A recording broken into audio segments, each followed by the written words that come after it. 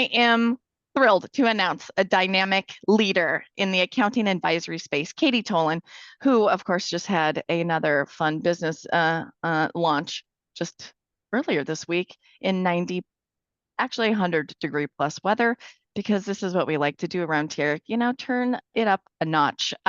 We just had 90-degree weather in Portland last weekend, and I thought I was going to melt. So hopefully it's cooler where you all are at, or at least you have air conditioning. So Katie is the founder of CPA Growth Guides and is a nationally recognized expert in firm growth strategy. With over 20 years of experience in professional services marketing and business development, she brings a wealth of knowledge on how firms can create intentional, measurable growth. She's also an inductee to the Accounting Marketing Hall of Fame and a past president of the Association for Accounting Marketing.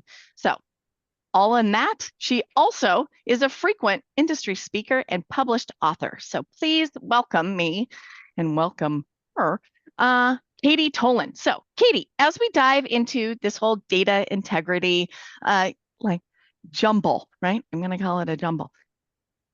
What are some of the most common issues that you've seen firms encounter when really trying to merge data from different systems? Well, first of all, you're using the word systems, and I would like to say in 2025, there are still too many people using Excel documents, Word documents, all of that crazy stuff. So, what I'd like to say, we're not getting this system talking to that system, which happens all the time. I think the biggest issue today is so much of our data exists outside of systems. And, we need to first get them into something and not sit there and try to do like the lookups on different Excel sheets and merging stuff together and move beyond that to a technology sector. Ooh, yes. I mean, it is data's everywhere. It does exist in Excel in so many times. And sometimes Excel becomes this conduit of merging data, housing data, cleaning up data. And where does it go next? Looking at that topic, we'll dive into it more. But if you have any questions as you're listening in, add them. And then I'm going to introduce our next panelist here, which is another industry leader who has helped shape the way firms approach digital transformation. Very topical here. Danny Estrada. So Danny brings over 2 decades of expertise in CRM strategy, digital adoption, and business transformation. With a strong focus in the accounting and legal sector, he is the founder of E Squared Advisors and is a recognized thought leader who has worked with firms of all sizes to streamline their client engagement and drive performance through technology. He's also a featured contributor to CRM Magazine. He's a sought out after speaker and a trusted advisor when it comes to aligning technology with strategic growth. So we're very fortunate to have Danny here with us today. So welcome, Danny. So Danny, what are some of the first steps you think firms should take to identify their records and CRMs that will help make pulling a contact list, any type of list, a little easier? So I think one of the biggest things that people are starting to realize, because like Katie said, so many people work in spreadsheets, and then it's really, really hard to maintain a spreadsheet. It's a little bit easier to maintain, really what we would call more of a platform or a system like CRM. But one of the things that people have gotten caught up in the past is there's also a cost to all these data points that you want to capture. So sometimes people at the top tend to do overkill and try to try to do too much around the data story. So I think you need to figure out what your demographics are in any particular area, whether it's accounts, companies, contacts, or the type of business you're chasing or the industries that you work in. I think you need to be very intentional about what it is that you actually want to track and how it's going to be used for metrics and measurement to understand if those data points are relevant, if they do help you strategically move the needle on the business. And if they're not, you know what? That's the one thing we've learned over time with CRM, it's over to change. So that's the first thing that I would do is know what you're wanting to track. And then the next thing is the harder thing, which is figuring out some type of method for keeping the data relevant. Because data gets very old very quick. And there are some tests and things I do with clients to kind of amplify, hey, yeah, we didn't realize that, but you're only as good as your data for a lot of the different types of efforts that you want to initiate. So first you got to know what you want to track, then you got to know how to address it so that it stays clean and relevant. Ooh, that is very helpful. If you're looking at your goals, what's your ultimate goal? Then how you're going to use this data. I mean, when you're looking at data cleanup, there's so many different types of tools that you could be currently using. If anyone wants to, they can throw into chat what systems does your organization currently use. Can even just be Excel. There might be think of your billing systems, think of your, if you have a CRM, if you have an ATS, if you're in staffing, whatever systems that you've got right now, could just be your email, could be Outlook, depending on, sometimes I know some partners that only use Outlook, and that's where they're downloading their client data from, which makes it a little bit of a challenge for marketing teams. But where do you have all of your client data saved? If you want to share it, because when you're looking at the different types of data you've got, how you're going to clean it up, if you've implemented a new tool, there's certainly some considerations that you want to keep in mind when you're assessing your setup. So, Danny, we've kind of talked through different types of integrations, even on keeping your data synced. Would you kind of talk about either if you have an integration, if you don't, what you should be kind of looking into as you're cleaning your data? Yeah, I think where I would probably start is the place where I start with so many firms, because once you do have what we call point solutions, one might be time and billing, one might be project management, one might be CRM. When you have multiple systems that can contain some of the same information, it gets to be frustrating. First of all, if you do have certain systems, you do need to know what your golden record is, or your system that has the record that wins out over all the other records in the other systems. The second piece is what we call the golden rule of data. So once data enters the organization in any method, shape, or form, it shouldn't need to be rekeyed by another team member. There's a 3% error rate on just fat finger like me, just making errors and typing. But more importantly, it's a non-efficient use of time. Everybody's talking about AI right now and everything that it can do. And I'm like, if we just, do you know how much time we would create if we just eliminated and did the mapping of what system talks to which system at which data point and which one wins? So perfect example is like in legal where, I have a client, we worked on this matter a couple of years ago, and then now I have client contact me. All of a sudden, the first thing I'm dealing with is with an address change. Something just as simple as that could just literally throw complete chaos into 3 or 4 people having to go update different systems, where I could say, oh, I happen to be using Adirant, and if I do the update there, then Adirant's going to talk to my CRM. Adirant's going to talk to this other, document management system we're using, or this client portal. It all needs to be mapped and simplified, because nobody needs to be rekeying data. The amount of time that you are introducing, if you have to rekey data from system to system, the time it's not an efficient use of time. And also that whole introducing error. Humans make errors. Katie, what do you think? You want to expand on any of those challenges of data integration and share some examples of what you've experienced? Well, I think the other piece of integration is to think about the different uses of data and how you might use them. So one of my favorite examples was I was working with a firm and they were getting ready for their client survey. So what did they do? They went to IT and said, hey, I need a list of our clients out of our billing system. and I'm looking for these criteria. So they gave me these criteria. Well, what happened is somehow they ended up including some of the lower level, some of the lower pricing that they would normally exclude. Okay, you think, all right, well, that's not the end of the world, until like literally 2 weeks before, they had sent letters to a number of clients and said, we're not going to represent you anymore. So what do you think those people had to say in the client survey? I'm sure you can imagine how wonderful that was. Well, I think as you're thinking about your systems, how do you mark that? What is it in the system that we could have said, hey, they were sent this letter to, or something? So when we pulled data out, we could have excluded them.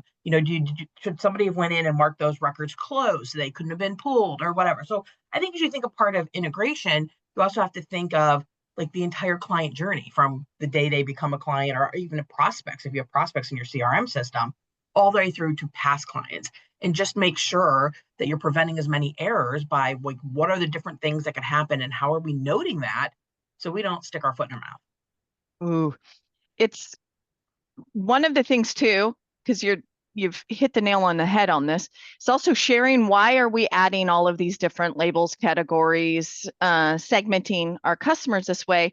Because I think a lot gets lost in translation of, here's all of the things we need to key these contacts as, and not why, or how it's going to be used, or how it's going to be impacted if it's labeled wrong. If it's labeled under they're a new account, they're going to get this type of feedback. They're going to get asked these types of questions. They'll be included in these type of messaging. And if everyone understands what that journey is, when you're set across that in your data, you need to make sure it's really well understood by those that can edit it. So you're not introducing, to your point, Katie, some major confusion. If we say, we are not going to work with you any longer, how do you like working with us? They're going to not be happy in that survey. Yeah, and I think, Bridget, you can take that down to even other types of data. As marketers, we have all probably seen somewhere in our system where you put the person's name in all caps. And so as we've got the ability now with technology to like, mail merge and all this other stuff, like all I want is, to yell at somebody, hey, Tom, and, it's in all caps. So as you're setting those kind of standards within your organization, here's what the field is and here's how we as an organization enter it, so that there isn't that manual change that's going to have to be made later, which Danny talked about, creating errors and everything else as you do that. Have you seen, Katie, anyone using AI to help with this kind of cleanup with names in all caps? I haven't, but that's been pretty interesting. I would think that's an easy fix. I've seen people trying to pull some prospect data. AI kind of shuts you down as you start going too far. They'll give you a bunch of information that you can manually enter. But no, I can't imagine. I mean, as much as I've used AI to manipulate data, you should be able to download a list and upload it again and say, hey, do these to me in sentence case. Mm-hmm. Yeah, good idea. But still, once again, you got to spot check it. We're not do. to 100% accuracy with AI either. So It's close, but still having a human review everything. We even have that here in a lot of our process. We've got a lot of things implemented that will automatically happen, and you got to have it double checked by a human. Like there's still some outliers that you just need that touch to still ensure the quality. Because at the end of the day, you're contacting your clients. You want to make sure you're saying their name right. They're writing their name and not screaming it at them. Yeah, there's definitely engaging the right people, not only in the process of cleaning up your data, but of who you're contacting. It's clarifying really the purpose of what your mission is with that data pull. It's aligning on who are all of the contacts, who should you be pulling in, what you should be doing with that data, and then validating it along the way. When you think of this process, where we're at in the journey of contacting clients, how do you recommend, Katie, like how do you effectively communicate with partners, stakeholders within the organization to get their buy-in? So obviously, it's education, but it's not one-time education. It's continual education as to why they do this. And this was actually probably one of the best pieces of advice I ever got. And it was from one of my managing partners, my boss, who came to me and said, Katie, quit fixing mistakes. He goes, send it back to somebody, because until you make somebody else fix their mistake, they're going to keep doing it wrong and you're going to keep cleaning it up. So when you see when it's something that's not entered correctly or properly, like you're in there and you're like, oh, I can just fix this really quick. However, you're not teaching somebody.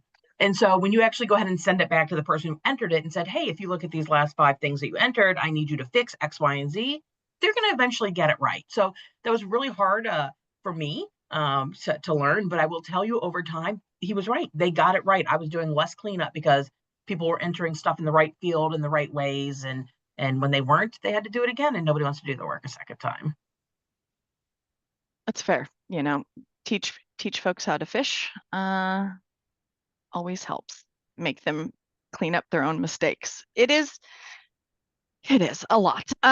Danny, what do you think about getting kind of executive buy-in, the different conversations you've had with firms? What have you found to be most effective, as kind of cleaning up data isn't always on the top of everyone's hit list? So I think a lot of times people are not, or executives are not thinking about what's actually happening on the ground. So I had this conversation with a managing partner a couple of days ago, and we call it the 10% wall. So the people at the top know 10% of what's really happening on the front lines. And so they don't realize the impact to it. And so what we try to do is we try to break that down, first of all, because we try to help them understand what they think is strategic, the front lines have to do as tactical. And so when you let them know that there's something getting in the way of their strategy happening because of tactical errors like data, that this is something that needs to be paramount. So that's number one. Number two, the second thing that Katie talked about is it's it's it's a it's a drumbeat of messaging from leadership to people that this doing these things that may seem trivial are extremely important to the firm. The third thing is that I was telling a different managing partner this week, I was telling him about the importance of establishing a feedback loop.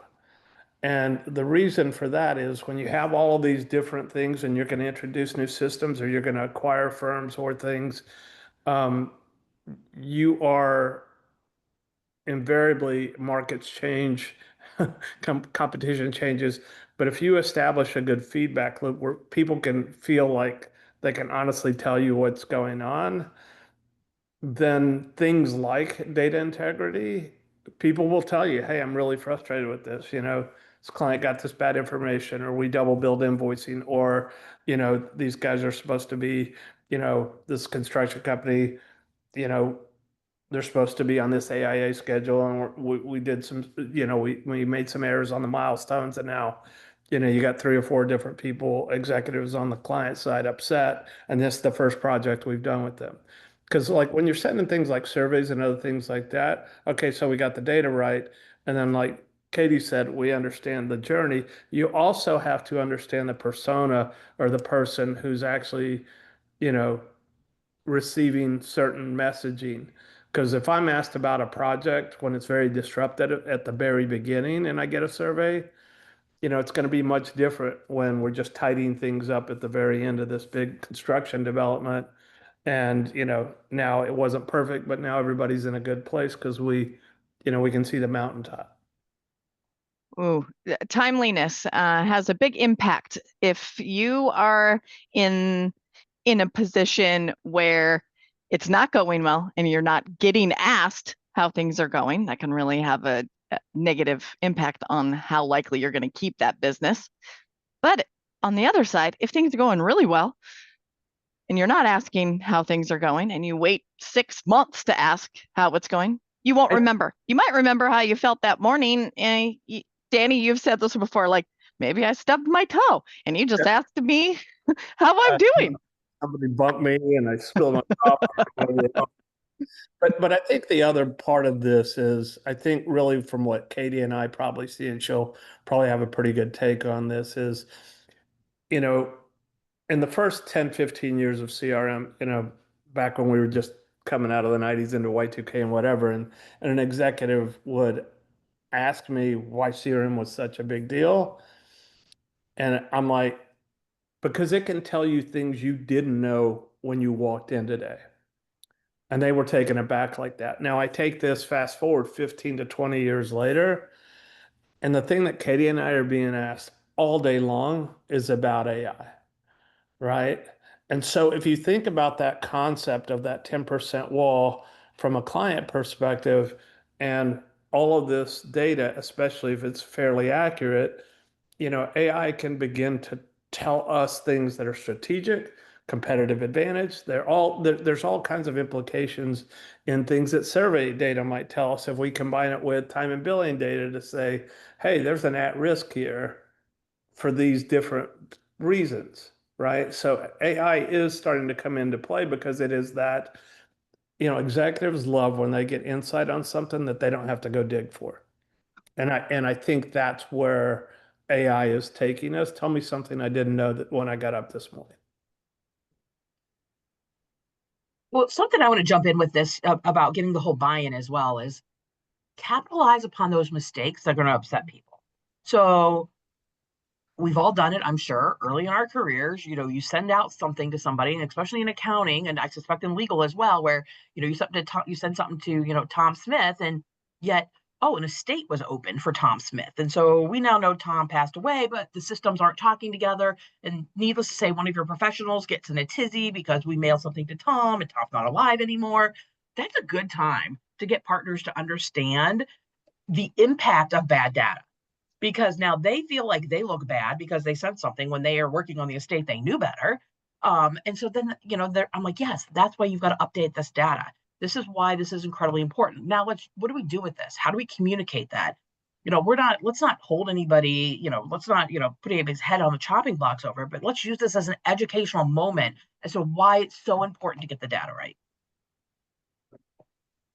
The risk of sending to someone, we've seen in contact lists, people think they're doing the right thing. They'll add in little parentheses on names like no longer there, deceased. And when you see those things, you're like, okay, the intention was there. You added a note, but now you just sent out a mass message, and Well, think about this from people that are in the HR and staffing industry, because nowadays, Katie has how many businesses, right? She has how many email addresses, same for me. I was dealing with a scenario where company was, I wouldn't call it a PR nightmare, but basically what happened was they were trying to position certain opportunities to certain candidates. Only problem was if you had a certain email address over here, you had candidates that had more than one email address. They were in your system more than one time, and they were getting two different perspectives with two different financial potentials on this opportunity for this position from the same company. ooh, And they were assigned two different recruiters.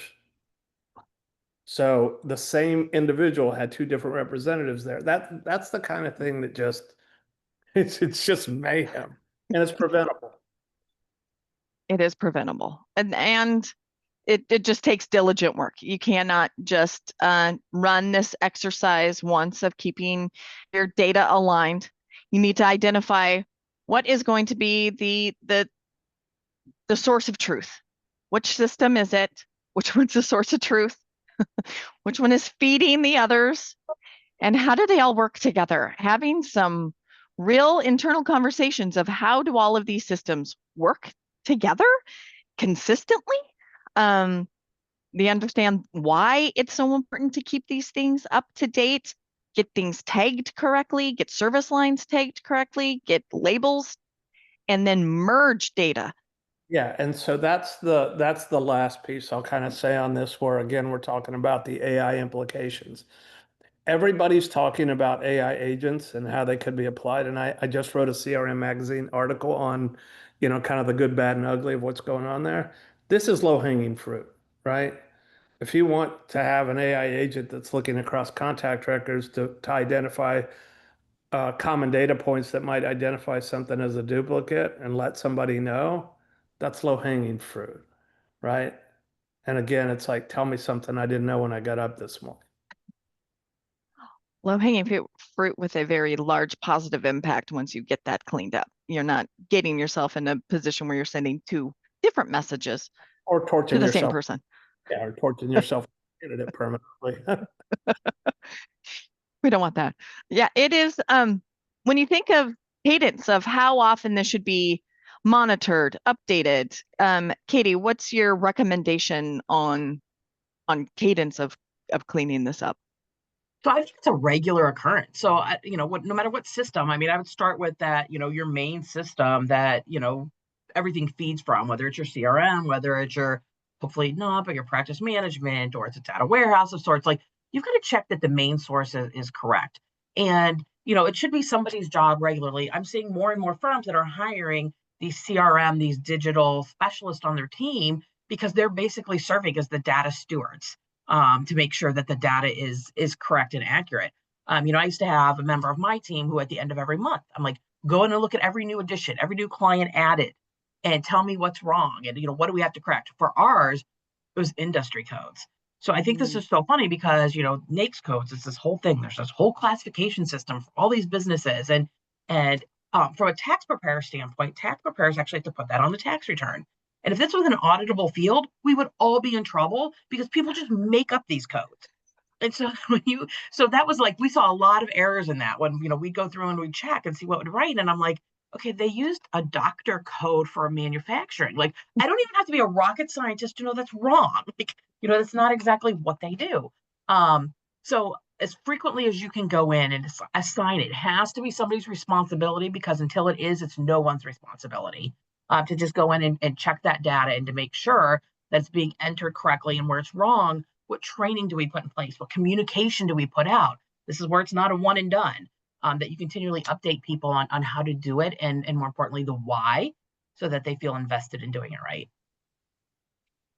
Yeah, that misalignment between departments, even insufficient training, out of date documentation, it all needs to be addressed. Otherwise, this issue will just continue to spiral. You won't resolve it. You can't just fix this once and it never needs attention again. It is ongoing. Well, and I'll kind of jump in there a little bit too from self-help. So I hear a lot of people, they're like, well, we recorded a video on this. It's on our, our share file. It's on our system. Well, guess what? Nobody's proactively going out and do that and looking at it till you call them out on it. So, if we, from an education standpoint, like, kudos to you for creating that video. It was probably great the first time somebody watched it. We're now 6 months later and they totally forgot about it. So now what are you doing? Yeah, you need to have it more than just a one and done, right? That goes with training too. Your best intentions, you can have that one recording, but how are you continuing to reinforce the importance? Because data will continue to get added. You're growing your business. And that's the hope for everyone here. You're growing your business. You're continuing to add new contacts. You are also seeing turnover at your customers' sites. So you're seeing change. So how do you make sure you're having the right contacts added? You're maintaining the accuracy. Everyone still understands why it's important. That continuing to hit on that. Have your executive buy-in, and then making sure you have continuous training, and updating your resources and documentation. So this is a wheel, and that we just keep turning. You keep coming back to all of these things, reinforce all of those good behaviors, and then celebrate when people are getting it right. You often get penalized when you get it wrong. Even shine the light on those that are getting it right. That also is something we try to do. You did it. We have all the right folks. Okay, so as you're looking at standardizing process, even from the start, what do you think from an onboarding perspective? What are some of the important steps, considerations to take from, like, here we are maintaining what we have. What are some things you can put at the beginning of onboarding a new account, new client, new firm, that could help maintain this? Would like to take that. I mean, I'm happy to jump in. I think this goes to what we were talking about earlier, is that, one of the things that I hear from a lot of clients is that I'm just trying to get this in so I can start billing it, or I'm just trying to get this transaction done and you're asking me for, this mountain of information. And so I think you do have to weigh what the data points you really need are. Mm, I think you need to enforce that they're non-negotiable. I think you need to look at different types of transactions. So like as Katie talked about in the accounting world, if you're just doing somebody's individual tax return, it should be a much lower bar. But there are some critical elements that you absolutely need to have as opposed to a business tax client. There's a lot higher bar because there's a lot of other things you need to have. And some firms I know today, they don't have a different process for either one of those. It's the mm. so it's probably not enough sometimes on the business side, and it's probably overkill on the individual tax return side. So I think it's really about that's where I would start from a client intake perspective, and then making sure wherever that gets done, by who it's getting done, is as frictionless as possible, right? So, I think we all know in certain, accounting and legal that some of the some of the back end systems where these clients ultimately land are not the friendliest user interfaces or the friendliest technologies to get into. Yet, we might have other things like a CRM that really can streamline the process where ultimately through integration, we just push the data wherever else it needs to go. And then we even possibly remove the number of people that have to go create something somewhere. And so let me kind of add to this is I think you're seeing people putting it from an onboarding perspective pre-client. So pipeline data then automatically rolls into the main system. So, you've captured more data along the way. And probably what I'm seeing more often is organizations are looking to make CRM like their hub, that one source of data, because before it's always been billing systems, because I need the billing number so I can do the work, exactly what Danny was saying, and I need that billing number. Well, when you go and you put information in the billing number, they want to know who do you send the bill to. Well, that's probably AP at, some company's name.com. That's not who do I actually communicate to at the organization. So what you're seeing is, you're seeing a pipeline roll into CRM, or you've got to put your data in CRM to get the client billing number. So we're able to actually capture that data. So as I'm seeing more and more organizations do this, I'm like, great, because if they want that billing number so they can, charge their time, which they're required to do, so you guys can bill the clients out, especially if anybody billing by the hour still, they're going to do it because that's what they have. That's where they have to go to get what they need. Oh, that's a great point. I think there is if you've got some standard protocols or data that you need that's required, having that in some sort of onboarding checklist that covers what you need, the essentials. So then you can implement some workflows, automations to streamline the manual effort, remove it, that can then validate, do you have everything you need to move this from point A to point B? If you've got some even just some simple checklists, that's a place to start. And then as you continue to review that journey from pipeline to billing, then at least you'll know what required fields are needed. And then even just assign some ownership for that data stewardship early in the client lifecycle. So you've got somebody that's owning it. Because if no one owns it, if everyone owns it, no one owns it. It's everywhere, right? Yeah, I kind of feel it's like you're holding hostage that one piece of data that they need until you get what you need. So however that translates to your entity, what can you hold hostage until you get what you need? Yeah, I think the thing that I'm also seeing nowadays is, um, historically, especially in a place where Katie and I are very deep, um, people have only worked at one firm. They've only been a partner at one firm. So it's like that they don't know what everybody else is doing. They don't know that there are many simpler ways to do things. So one of the things that I probably have, I don't know, 5 or 10 things going on right now where I'm basically being asked to be another pair of eyes. Is this how everybody else is doing it? No, most people don't, grow the wheat and then do this and then make the bread and then cut it and then make a peanut butter and jelly sandwich. we have clients that are just going to the store and buying an Uncrustable. Like, but you can keep doing it the way if you want. It's just gonna, it's a lot longer and more painful. But I think that's also another thing that, you know, especially in accounting and legal where you're getting more formal, like C-suite type of, operational looks at things going on. People are being a lot more um, objective about maybe I don't know everything, or they start to hear because, if you go to other groups where you work with other industry peer groups or, industry consultants, I think you can get a good perspective on, hey, you know what? Yeah, you might want to dig deeper into that because that's not how most of my clients are doing it. Yeah, if you're operating in a vacuum, if you've been working at the same firm your entire career, you need to work on a network and start to ask the questions. If something is taking you a really long time, I think it's true for every role. By monitoring what is taking up all the time in my day, okay, now what can be automated, what can be delegated, what should be eliminated? It's always kind of a good exercise. But making sure that you are not operating in a vacuum, using a network, bringing in consultants.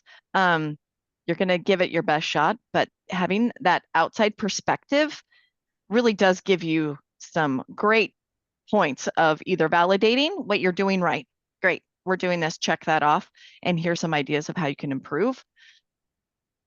It's an ongoing process. When we're looking at all of this data, one of the things I like to just do that sanity check on is when you're running any sort of VOC survey, is getting feedback on how you're doing, if the process that you have put in place is making sense. Not only are you getting satisfaction scores back on what it's like to work with you, but that's a great place to put in some questions on how your whole process is going.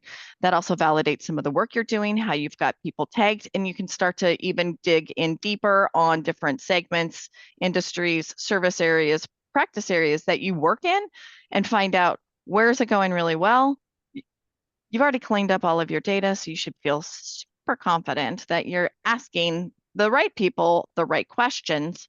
But as we look, we've got 5 minutes, roughly 5 minutes left here in this.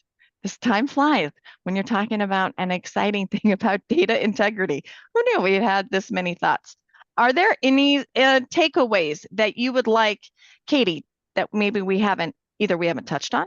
Key takeaways that we want all of those folks either listening right now or watching the recording later to really keep in mind. Floor is yours. Okay, well, 5 minutes and one, that's a little hard. So I'm going to go with, you know what, there's so much unstructured data in the world today. So you talked about like you could build questions like that into your survey. You can just look at open-ended responses. And, there's a firm that I'm working with, and, I open my clearly rated dashboard and I'm flipping through, and there's like pricing. I don't understand pricing. I feel like I'm overpriced. Okay, so what does that tell me? When comments, even if they love you, are mentioning pricing, there's something we're doing wrong there. So what can we as an organization do internally with that data? That's now a data point to improve. And so I'm like, we need some better communication. And if we're leaving it to people to communicate on pricing, maybe that's the problem. Maybe we need to develop a one sheet, or we need to develop something that talks about here's how our pricing works. And all they have to do is give it to them versus having a conversation that they're afraid to do. So I would just say, that's one example, especially because it's so fresh as opposed to client survey data. But look at all that unstructured data in your firm, and you want to talk about AI? That's a good use of AI, to put unstructured data into AI and ask it to help you structure it. But then, more importantly, do something with that data to improve your processes and hopefully your client relationships. That's great. Danny, your thoughts? So, one of the things that has become really apparent to me in the last couple of years that I maybe I didn't have this view of the world before, but when we're talking about things like the concepts of surveys and things like that, the clients aren't the only ones that have an opinion, right? So what's interesting is I know of one really, really, really large organization that literally started using marketing automation on their own CRM users based on their usage. What did they know? What did they use? What didn't they use? How often did they come in? And so, when I think about like the world that a lot of these employees of ours and staff live with, they also have a view of the world. So I think it might be just as enlightening to start to create a lens of your own internal perspective on projects and marry that up with what the client said. Because I think you're going to learn more. The more data you have, the more you can learn. And obviously, as Katie said, you know, if I have good structured data, then I can also start to leverage AI and agents on, these insights. If I'm getting, well, we thought this, client never showed up to meetings on time, blah, blah, blah, whatever the thing was. And the clients are saying, well, you guys took way too long to do this project. There's, there's the one side and the other side and the truth somewhere in between.